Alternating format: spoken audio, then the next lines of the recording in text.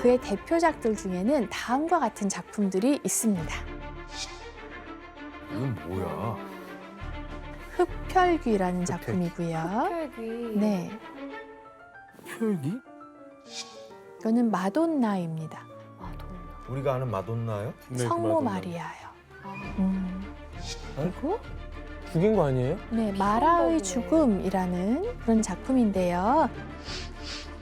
일단 제목부터 흡혈귀, 마라의 죽음 이렇게 심상치가 않습니다. 그림 보니까 어떤 느낌이세요?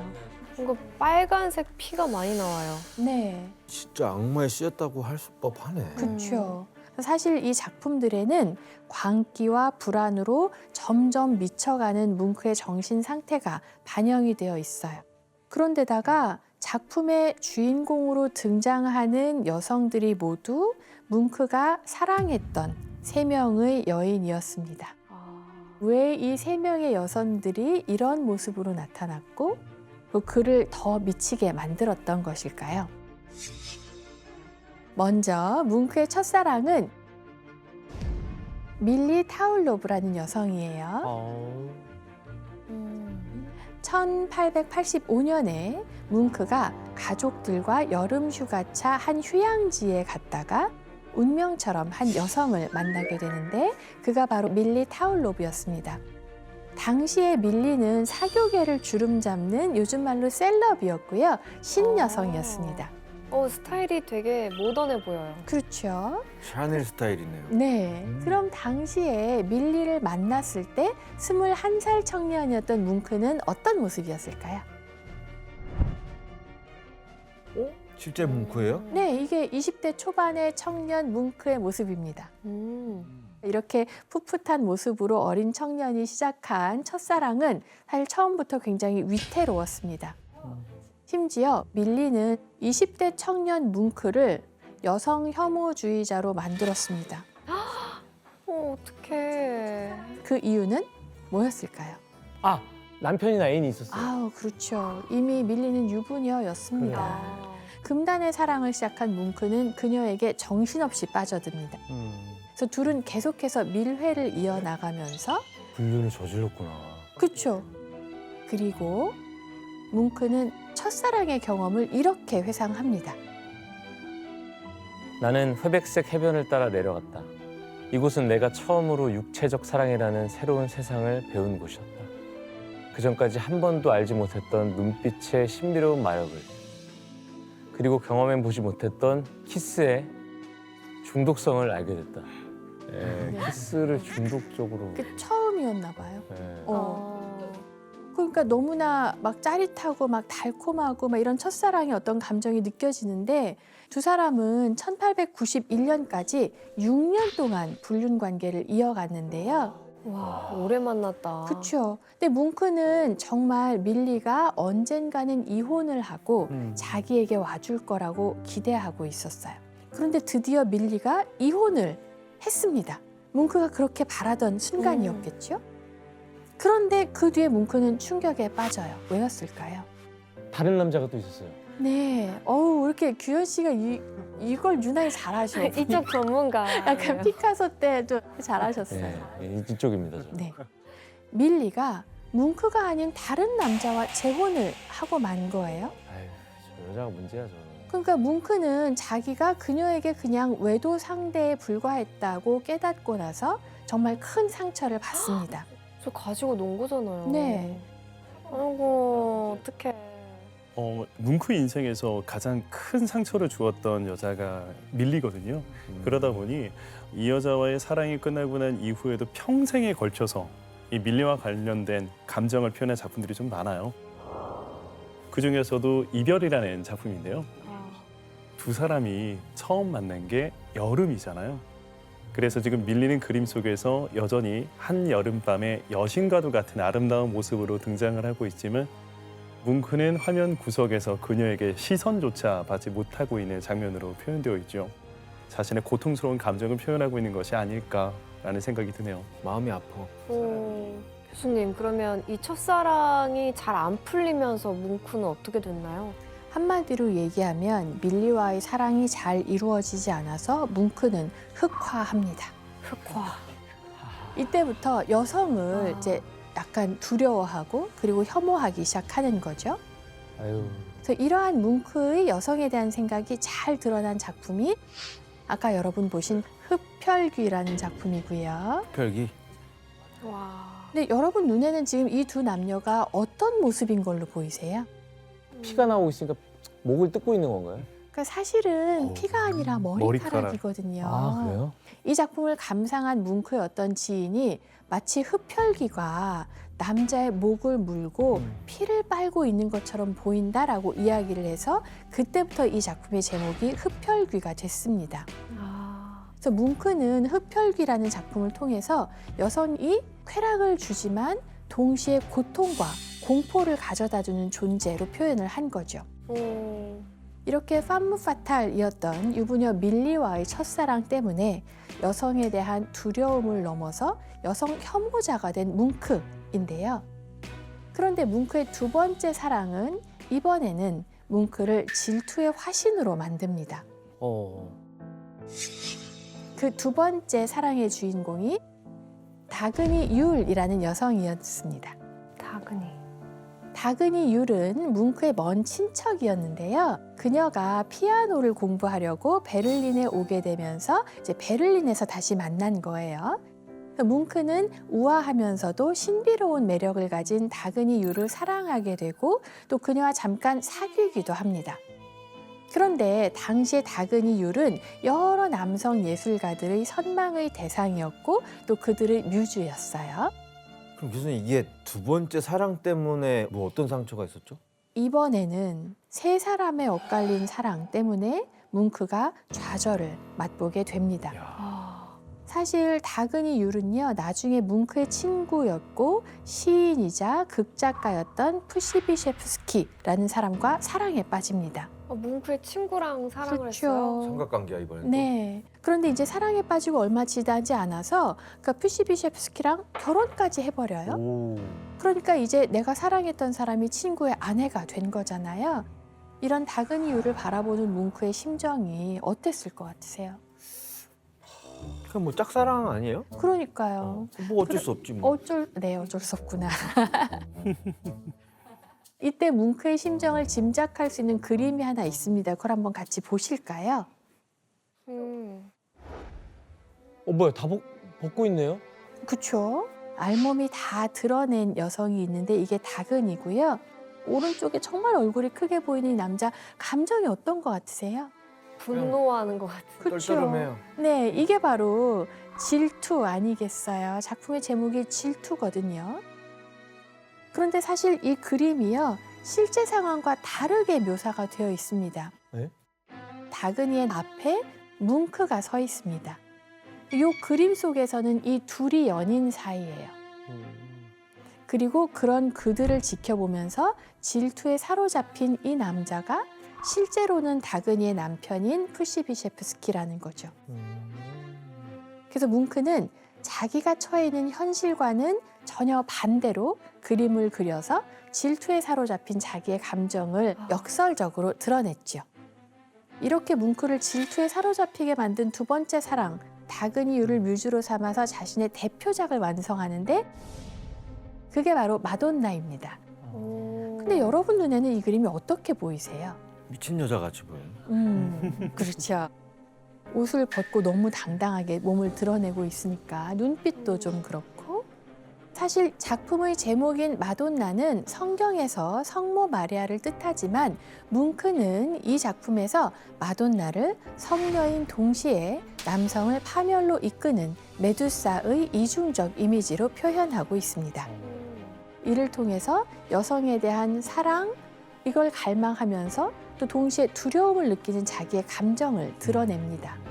듣다 보니까 또 이 뭉크의 작품 활동에 있어서 굉장히 여성이 큰 영향을 많이 미쳤네요. 네, 그런데 이제 만나게 될 세 번째 사랑이야말로 그의 인생을 송두리째 뒤흔들었다고 해도 과언이 아닙니다. 아, 끝판왕인가요? 끝판왕이 있습니다. 이 세 번째 여인이야말로 뭉크를 미쳐버리게 만든 스토커였거든요. 스토커? 뭉크의 세 번째 여인은 툴라 라르센이라는 인물이었습니다. 아니면 이번에는 여자가 더 좋아했던 거예요? 약간 그랬나 봐요. 많이 좋아했나 봐요. 이 세 번째 사랑을 회상하면서 뭉크가 남긴 글이 있는데 규현 씨 한번 읽어주시죠. 그때 세상 경험이 많은 한 여성을 만나 나는 호된 체험을 했다. 나는 불행하게도 열정적인 사랑으로 고통을 받았으며 몇 년간 광기에 가까운 상태였다. 그녀야말로 내 인생의 악령이라는 생각이 들었다. 도대체 어떤 사랑을 했길래 뭉크가 이런 글을 남겼는지. 1898년에 두 사람이 만났을 때 뭉크는 34살이고 툴라는 29살이었습니다. 툴라는 부유한 와인 수입상의 딸이고 굉장히 아름답고 자신감이 넘치는 여성이었어요. 두 사람의 관계가 처음에는 순조로웠는데 뭉크가 자신과의 결혼을 자꾸만 미루자 툴라가 스토킹을 하기 시작했거든요. 여자 보는 눈이 좀 없었던 것 같다. 뭉크가 유럽 대륙을 횡단하는 1년간의 여정을 진행하고 있을 때도 툴라는 뭉크를 따라다니면서 주변의 거처를 정하고 계속해서 전화하고 계속해서 편지 보내고 이렇게 공세를 퍼붓는 거죠. 게다가 뭉크의 친구들을 다 동원해서 뭉크의 모든 행동을 감시하고 또 심지어 뭉크에 대해서 거짓 소문을 퍼뜨리기까지 했다고 합니다. 뭉크가 부유한 자신한테 빌부터 살면서 돈을 다 빌려다 쓰더니 이제는 나를 헌신짝처럼 버렸다. 이런 소문을 내기 시작해요. 아니, 음해까지 했던 거예요? 이러면 질려. 그래서 뭉크는 끝끝내 툴라와 결혼만은 약속하지 않았다고 합니다. 저러는데 어떻게 결혼을 해요? 결혼하면 얼마나 더 끔찍해지려고. 그러게 말이에요. 진짜. 근데 이제 뭉크는요, 사실 사랑에 상처가 있었고 혼자 있는 걸 좋아했고요. 누군가에게 속박되는 것은 또 병적으로 싫어하고 그래서 툴라와의 결혼을 한사코 거부했던 겁니다. 이렇게 두 사람의 관계가 삐걱대는 사이에 1902년 가을에 뭉크와 툴라와의 사이를 돌이킬 수 없게 만든 한 사건이 벌어지는데요. 그림을 일단 한번 보실까요? 응? 이건 뭐야? 바로 그 사건을 겪고 뭉크가 그린 마라의 죽음이라는 그림입니다. 그림 속에 피를 흘리고 죽은 것처럼 누워있는 남자가 뭉크인데요.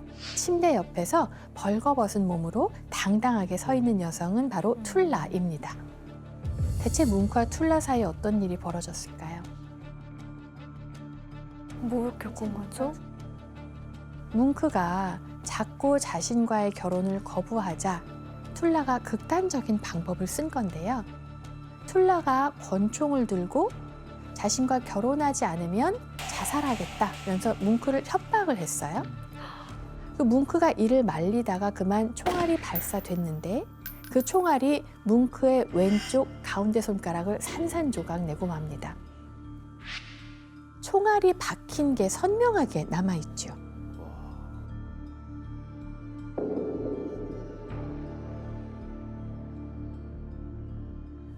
어떻게? 화가에게 있어서 손이 굉장히 중요한 상황이죠. 그런데 그런 손을 다쳤다라는 것은 아마 내가 두 번 다시는 예술을 할 수 없을지도 몰라라는 불안감으로 다가왔을 수도 있었을 것 같아요. 이 트라우마가 얼마나 셌던지 뭉크는 그 이후로 두 번 다시는 남에게 자기 손을 드러내는 것을 거부하기 시작해요. 그림에서도 자기 손을 감추기 시작하고